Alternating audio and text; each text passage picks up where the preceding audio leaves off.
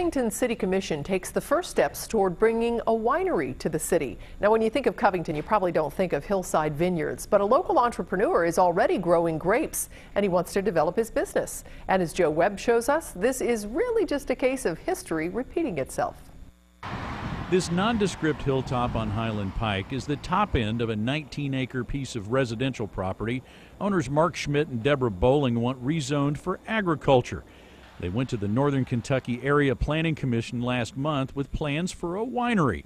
Got the thumbs up. They had history on their side.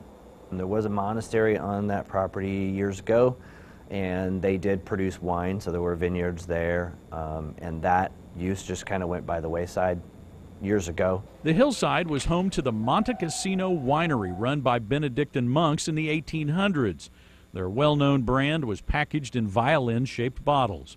The chapel where monks said prayers sat on the hill until it was moved by truck in the 1960s to Thomas More College, where it stands today. Mark Schmidt has already cleared out a couple of acres on his property and planted vines. It took a lot of work, but a lot of the heavy lifting was already done for him nearly 200 years ago.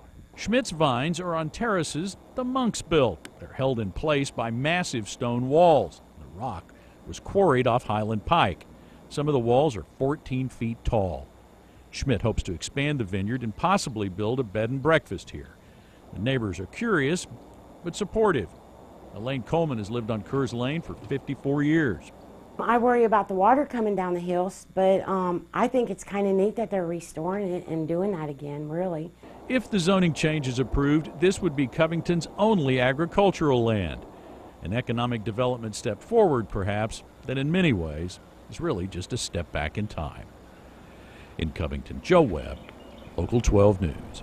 Wow, really neat bit of history there. Covington City Commission will vote on the zoning change on February 18th. The property is in Covington, but it borders Fort Wright and Kentonvale.